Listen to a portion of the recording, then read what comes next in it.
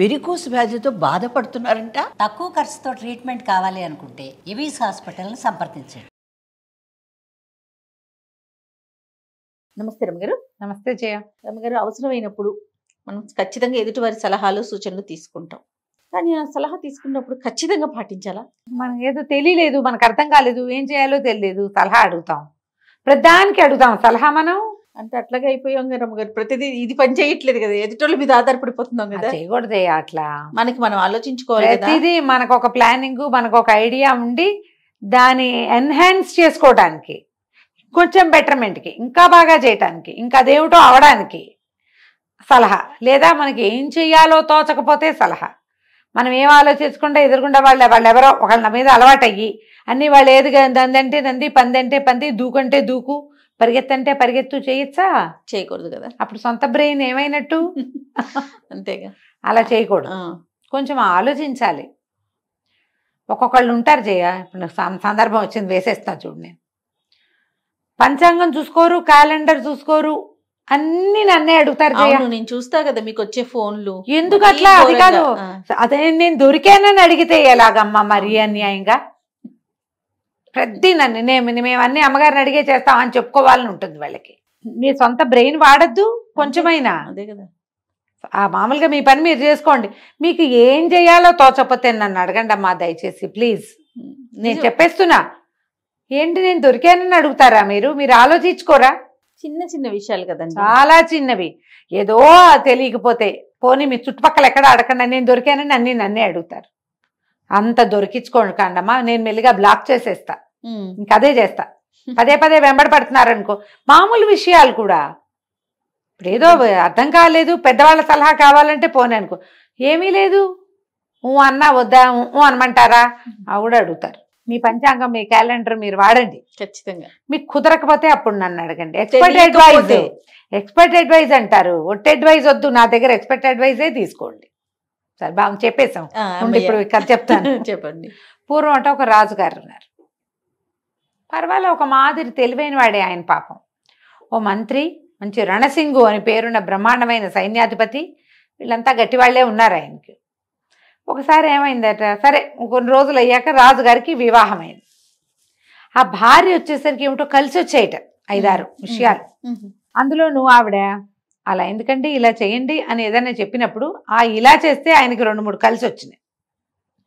దాంతో ఆయన భార్య చాలా తెలివైందని ఆయన గట్టిగా చాలా నమ్మేవాడు. చాలా విషయాలకి భార్య ఏం చెప్తే అది చేసేసేవాడు. అప్పుడప్పుడు మంత్రి గారు ఏంటి నన్ను అడగడు, ఇటా ఆవిడ చెప్పిన మాట వింటాడు అనిపించేది. కానీ రాజుగారి ముందు అలా ఏమంటాం, ఆయన తన భార్య యొక్క తెలివితేటల పట్ల, ఆమె యొక్క గుడ్డు లెగ్ పట్ల, గుడ్డు వెల్లు పట్ల చాలా ఉండేవి ఆయనకి. రాణిగారు చెప్పారండి ఆవిడకి తెలుసు అని. ఆవిడ ఏం చెప్పినా సరిగ్గానే చెప్తుంది, ఆవిడ ఏం చెప్తే అది అయిపోతుంది, ఆవిడ ఏం చెప్పినా కరెక్టే. ఇలాంటి భావాల్లోకి వచ్చారు చాలామంది వస్తారు కదా. సరే ఇలాగ అవుతుంటే ఏమైంది, ఒకసారి ఒక పెద్ద దొంగతనం జరిగిందట. జరిగేసరికల్లా సైనికులు వాళ్ళు వీళ్ళు ఆ దొంగతనం పట్టుకోవటానికి చాలా కష్టపడ్డారు దొంగల్ని. తీరా దొంగలు కొన్నాళ్ళకి దొరికారు. ఈ దొరికితే ఏమైంది, ఎలా దొరికారు అని జాడలు తీస్తే ఒక సామాన్యపు రోడ్డుకు వీధి కుక్క వల్ల ఆ దొంగలు దొరికారు. అది పట్టేసింది వాడిని. అది వాడిని పట్టుకోవటం వల్ల ఎందుకు ఈ కుక్క వీడి పట్ల ఇలా ప్రవర్తిస్తోంది అని వాడిని ఏమిరా అని 2 చెప్పకాయలు కొడితే నేనే దొంగతనం చేశానంటే నొప్పేసుకున్నాడు వాడు. ఇప్పుడు క్రెడిట్ ఎవరిది? ఆల్ క్రెడిట్ గోస్ టు వీధి కుక్క. అంతేగా. అయితే ఇంటికి సభలో నుంచి వెళ్ళిపోయాక ఆయన అంతఃపురానికి వెళ్ళాక భార్యకి చెప్పాడు, ఒక వీధి కుక్క పట్టిందో, ఒక వీధి కుక్క పట్టిందంటే ఏమిటంటే వీధి కుక్క పాటి చేయరా మన సైనికులు, ఎందుకు వీళ్ళందరికీ ఇంతంత జీతాలు భత్యాలను తీసి అవతల బారేంటి, 10 కుక్కలు పెంచుకుంటే పోతుంది అందావిడ. 2వ రోజు ఈయన హుటాహుటిన సభాభవనానికి వచ్చి, మంత్రి గారు మన సైనికులను తగ్గించేయండి, వీళ్ళకి బోళ్ళని జీతాలు భత్యాలు అవి ఇవి చాలా ఇస్తున్నాం, నెల తిరిగేసరికి చాలా ఖర్చు అయిపోతుంది. రాణిగారు కూడా అన్నారు, ఎందుకు వచ్చిందంటే సైనికులు తగ్గించేయమన్నారు అనేసరికి మంత్రి గారు తెల్లబోయాడు. ఈ రణసింగు కూడా కాళ్ళు చేతులు వణికినాయి, ఏమిటి ఈయన గోలని. అదేమిటండి అలా తగ్గించేస్తే ఎట్లా కుదురుతుంది, చుట్టుపక్కల మనకి శత్రు దేశాలు చాలా ఉన్నాయి, యుద్ధానికి సైనిక బలం తగ్గిస్తే మనకి ఎంత అవస్థ, ఎంత కష్టం, ఎన్ని సమస్యలు వస్తాయి, అప్పుడేం చేస్తామండి అనేసరికల్లా ఏముంది, రాణిగారు దానికి ముందే చెప్పారు 10 కుక్కలను పెంచుకుందాం మనం, కుక్కలే కాపాడతాయి అనేసరికి బుళ్ళు మండిపోయింది సైన్యాధ్యక్షుడికి. కుక్కలు కాపాడటం ఏంటండి అన్నాడు. అవునండి, మొన్న 2 లక్షల వరహాలు పోయినాయి. ఆ దొంగను ఎవరు పట్టారు మీరు చెప్పండి, మీరు పట్టించారా? కాదు, ఒక వీధి కుక్క పట్టించింది. కుక్కకున్న పాటి జోరు మన వాళ్ళకి లేదు. కుక్క పట్టుకున్నాక మన వాళ్ళు మాట్లాడి తెలుసుకున్నారు. అంటే కుక్క గ్రేటా మనవాడు గ్రేటా మీరు చెప్పండి? కుక్కే గ్రేట్ కదా. కాబట్టి ఇప్పుడు కుక్కలు పెంచుదాం, కుక్కల్ని పెంచండి, కుక్కల పెంపకందారులని హైర్ చేయండి. కుక్కలకి ట్రైనింగ్ ఇచ్చేవాడు, వాడికి అన్నం పెట్టేవాడు, వాడిని బయటికి తీసుకెళ్లేవాడు, వాడిని కాపాడేవాడు, వాళ్ళు కావాలి మనకి. సైనికులందరినీ తీసి అవతల పారేయండి అన్నారు. ఈయన అడిగాడు సర్వసైన్యాధ్యక్షుడు, మరి సైనికులు లేకపోతే నేనెందుకండి అన్నాడు. మీరు కూడా ఇంటికి వెళ్ళిపోండి అన్నాడు రాజు. మంత్రి గారు ఎటు మాట్లాడలేకపోయాడు. సైన్యాధ్యక్షుడు చూస్తే వాడు పళ్ళు పిండేస్తున్నాడు, ఏం చేసేస్తాడో. రాజు మీద ఏదైనా రివల్యూషన్ తేవాలంటే సర్వసైన్యం మొత్తం జనమంతా అతని చేతిలో ఉంటారు. అవునవును.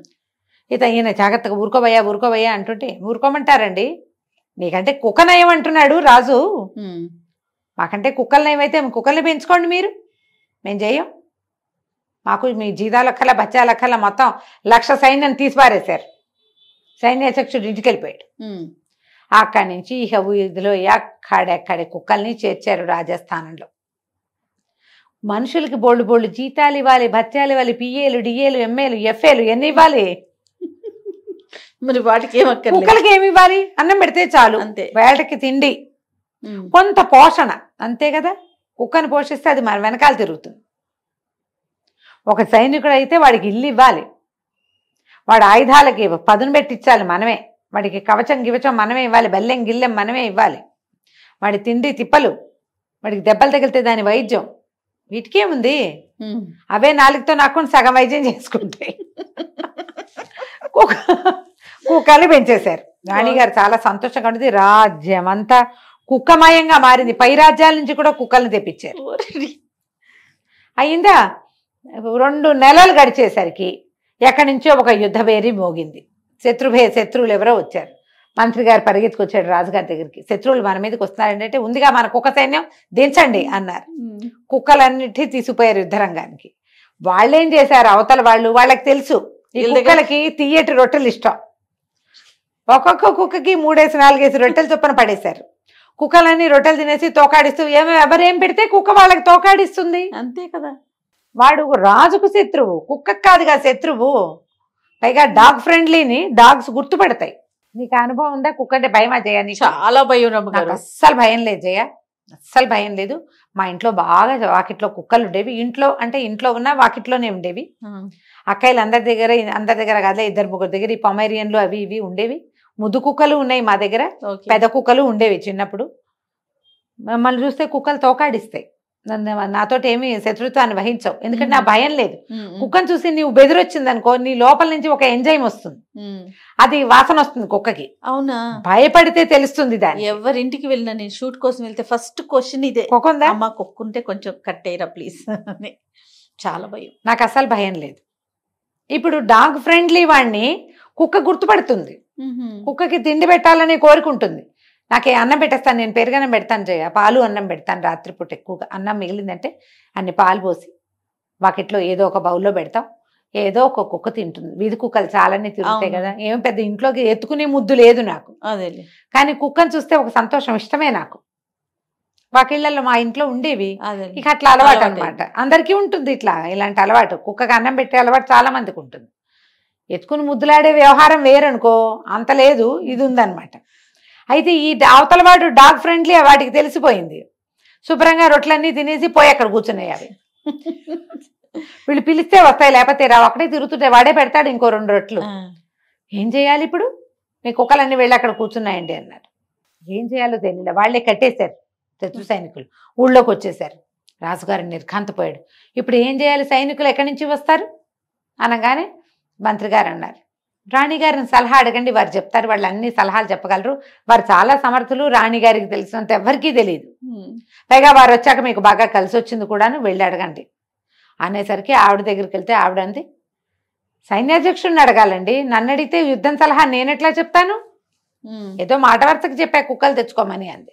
అయిపోయిందిగా. అయిపోయి ఈయన పరిగెత్తుకుంటూ మళ్ళీ వెనక్కి వచ్చాడు. మన సైన్యాధ్యక్షుడు ఏడి అన్నాడు. ఎక్కడన్నాడు సైన్యాధ్యక్షుడు? 2 నెలల క్రితం పీకేశారు ఆయన. అదే వాళ్ళు కాస్త ఊళ్ళోకి వచ్చేసారు శత్రువులు. రాజు లబో దిబో మంత్రి చేతులు పుచ్చుకున్నాడు. ఇంకెప్పుడు రాణిగారి సలహా అడగను, ఏదో ఒకటి చేసి ఈ గండం గట్టెక్కిచ్చు, మరొక్కసారి రాణిగారి సలహా అడగనే అడగను, ఆవిడ చెప్పింది ఏది నేను చేయను అనగానే ఈయన ఏం చేశాడు, వేయలేసాడు. కుక్కలన్నీ పరిగెత్తుకొచ్చాయి. వాటిని తోలుకుంటూ వచ్చిన సర్వసైన్యాధ్యక్షుడు లోపలికి వచ్చాడు. మీకు తెలియజేయడానికి ఇంత చేయవలసి వచ్చింది ప్రభు, మన సైనికులే 2 నెలలుగా మీరు జీతం భత్యం ఇవ్వకపోయినా మంత్రి గారు పోషించారు వాళ్ళని సొంత ధనంతో అని చెప్పారు. రాజుగారికి బుద్ధి వచ్చింది.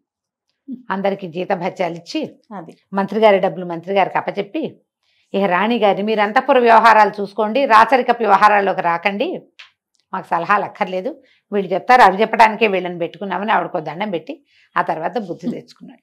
బాగుంది. సలహా ఎవరిని అడగాలో వారిని అడగాలి అంతే. అప్పుడప్పుడు రేర్గా ర్యాండమ్ సలహా కూడా ఉపయోగపడచ్చు. అవును. అలాగని ఎవ్రీ టైము ర్యాండమ్ థింగ్కి వెళ్ళకూడదు. పిడికి బియ్యానికి ఒక మంత్రం కాదు అంతే. కథ కంచికి మన ఇంటికి. నమస్తే రమగా, చాలా బాగుంది. నమస్తే.